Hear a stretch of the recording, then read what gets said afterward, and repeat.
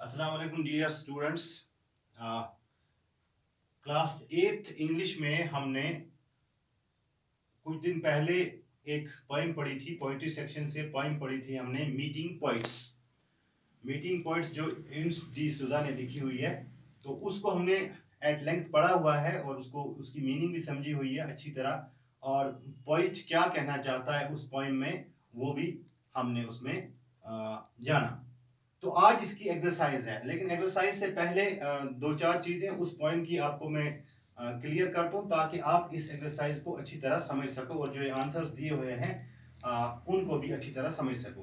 तो इस पॉइंट में मीटिंग पॉइंट्स जो है, इसमें यूनुस डी सूजा ने कोशिश की है कि वो पॉइंट्स के बारे में, मीटिंग पॉइंट्स ये वो कहती हैं कि जब हम पॉइंट्स से मिलते हैं या पॉइंट्स को जानने की कोशिश करते हैं तो हम ज्यादातर उनकी बाहरी सूरत, उनकी लुक और उनके कपड़े, उनके लाइफस्टाइल से उनको जानने की कोशिश करते हैं।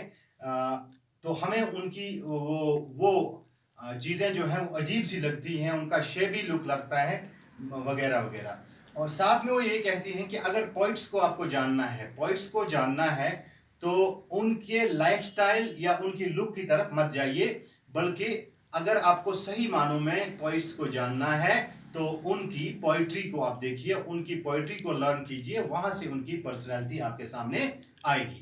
तो आज हमारे पास अब क्वेश्चंस हैं, इसकी जो एक्सरसाइज फॉलो करती है वो है, सबसे पहला क्वेश्चन इसमें है, why is the poet confused when she meets poets. जो अभी मैंने बात की, वो कंफ्यूज रहता है हर बार, पोइट हर बार कंफ्यूज रहती है। क्यों? क्योंकि उनका वो शैबी लुक, बाकी चीजें, लाइफस्टाइल। तो उसी से रिलेटेड क्वेश्चन पूछा गया है, why is the poet confused when she meets poets. तो क्यों वो कंफ्यूज रहता है या क्यों वो कंफ्यूज रहती है जब वो किनके साथ, पॉइंट्स के साथ मिलती है। यहां पे ऑथर भी यही है और पॉइंट भी है, खुद भी पॉइंट है। The poet gets confused when she meets poets because she tries to जज them from their appearance and lifestyle.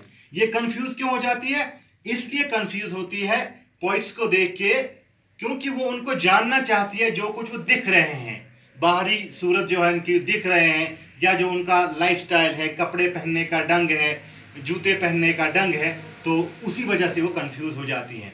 It's not necessary that a poet who looks shabby और behave strangely can't create great works of art. ये दूसरी बात यहाँ पे आप ये आपको क्लियर हो जानी चाहिए कि ये जरूरी नहीं है कि एक पोइट जो अजीब तरह का लुक जिसका दिखता है, जो अजीब तरह तरह की बातें करता है, वो कोई अच्छा काम, आर्ट का कोई अच्छा काम नहीं कर सकता। To know a poet. अब दूसरी बात, टू नो ए पोइट, एक शायर को जानने के लिए, एक पोइट को जानने के लिए, सही मानों में उसको जानने के लिए, we should read their poetry. हमें क्या करना चाहिए? हमें उनको उनकी पोइट्री से जानना चाहिए, हमें उनकी पोइट्री को अच्छी तरह जानना चाहिए, पढ़ना चाहिए, तब जाके हम उनकी पर्सनैलिटी के बारे में कुछ भी बोल सकते हैं या कुछ भी कह सकते हैं।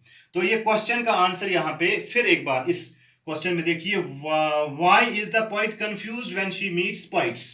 कंफ्यूज वो इसलिए हो जाती है क्योंकि वो उनको उनकी बाहरी सूरत को देखती है। The poet gets confused when she meets poets because she tries to जज them from their appearance and lifestyle. वो कंफ्यूज इसी वजह से हो जाती है, उनकी बाहरी सूरत को देखती है, उनके लाइफस्टाइल को देखती है। लेकिन it's not necessary that a poet who looks shabby और behave strangely can't create a great work of art. ये जरूरी नहीं है, ये फिर मैं आपको बोल देता हूं, ये जरूरी नहीं है कि एक पोइट, एक शायर जो है, उसकी जैसी भी लुक हो, जैसे भी कपड़े हों, या वो अजीब अजीब तरह की बातें करता हो, कि वो ग्रेट वर्क ऑफ आर्ट नहीं कर सकता, वो अच्छा काम नहीं कर सकता अपने फील्ड में, पोइट्री में। To know a poet truly, उसको जानने के लिए, सही मानों में जानने के लिए एक शायर को, we should read their poetry, हमें उनको उनकी पोइट्री से जानना चाहिए, उनकी पोइट्री को पढ़ना चाहिए, समझना चाहिए। तो फिर दूसरा क्वेश्चन है, what is the best way to know poets. वो तो यहाँ पे आ गई बात। ये क्वेश्चन आप खुद भी इसको कर सकते हैं, क्योंकि यहाँ पे इसका आंसर थोड़ा सा लिखा हुआ है what is the best way to know points? अब ये कि पॉइंट्स को जानने के लिए सबसे अच्छा रास्ता क्या है, अच्छी चीज क्या है कि कैसे हम पॉइंट्स को जाने, वो ये है the best way to know the points is to read their poems. आप उनकी पोएम्स को पढ़िए, उसको समझिए, आप पॉइंट को खुद ब खुद समझ जाएंगे। और फिर क्वेश्चन नंबर 3 है हमारे पास, what does the poet compare the poets with? ये जो जिसने जिन्होंने ये लिखी है, ये पोएम लिखी हुई है मीटिंग पॉइंट्स, एम्स डिसूजा ने, what does the poet compare the poets with? वो किसके साथ कंपेयर करती हैं पॉइंट्स को, शायरों को किस चीज के साथ उसने कंपेयर किया है अपनी पोएम में। The poet compares the poets with cool specular shells in which one can hear the sound of a sad but distant sea। उसने ये मैंने पढ़ाया भी है आपको, cool specular shells, और the poet compares the poets with cool specular shells in which one can hear the sound of a sad but distant sea। अगर आपको उनको जानना है, मतलब ये कपड़े धब्बेदार हैं उनके, मतलब अजीब किस्म की उनका कपड़े पहनने का स्टाइल है, बाकी चीज़ है, तो एक शैबी लुक देते हैं वो, लेकिन अगर अच्छी तरह हम उनको समझेंगे, ये किसके, one can hear the sound of a sad but distant sea. अगर हम अच्छी तरह उनको जानेंगे तो उनकी गहराई, जितनी समंदर की गहराई होती है, उस तक हम पहुंच सकते हैं। फिर है question number 4, explain the phrase wasp in the voice. यह आपने पढ़ा हुआ है कि अजीब किस्म की वो कड़वाहट शायर के स्पीच में होती है, या उनकी बोलचाल में एक अजीब किस्म की कड़वाहट होती है, तो वेस्प इन द वॉइस उसी को कहा जाता है। Here wasp in the voice means bitterness in the speech of the points. वो अजीब किस्म की जब बात करते हैं, कड़वाहट से जो बात करते हैं, उसे यहाँ पे हमारी इस जो पोएम है मीटिंग पॉइंट्स, उसमें वेस्प इन द वॉइस उसी चीज़ के लिए इस्तेमाल किया गया है। किस चीज़ के लिए? Which means bitterness in the speech of the points. तो ये तो रहे 4 क्वेश्चन जो इसको फॉलो किए थे। अब एक और क्वेश्चन है, give the denotative and connotative meaning of the following words। denotative and connotative meaning of the following words, ये आपकी बुक पे भी है, पहला आपके लिए वहाँ पे उन्होंने सॉल्व किया हुआ है, लेकिन यहाँ पे मैं वो भी लिखता हूँ, और ताकि आप इजीली इस एक्सरसाइज को कर सको और लर्न कर सको। सबसे पहला वर्ड है यहाँ पे colour.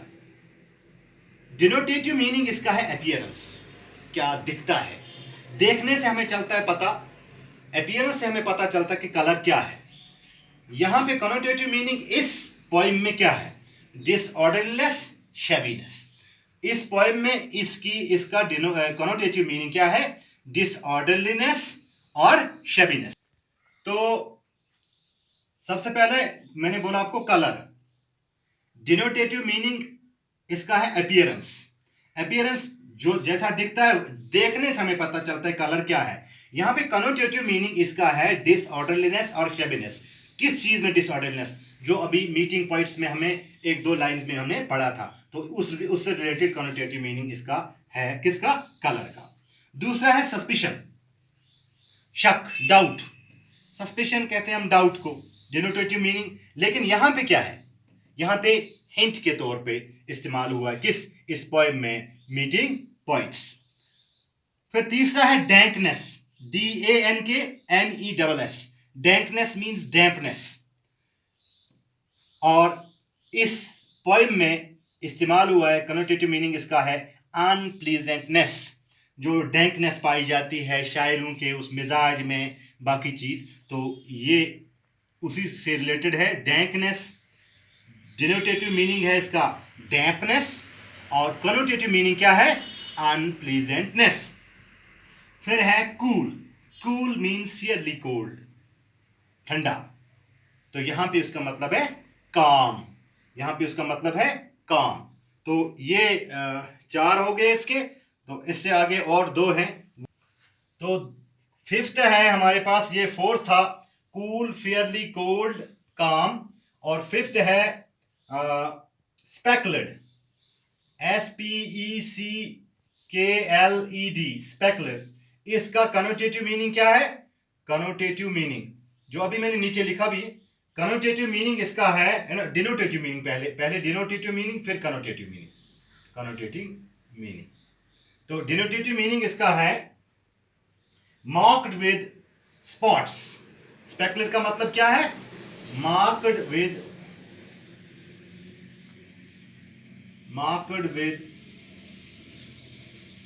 Spots, marked with spots, जो अभी भी हमने बोला धब्बेदार, दागदार। तो डिनोटेटिव मीनिंग है इसका स्टैंड, STAINED।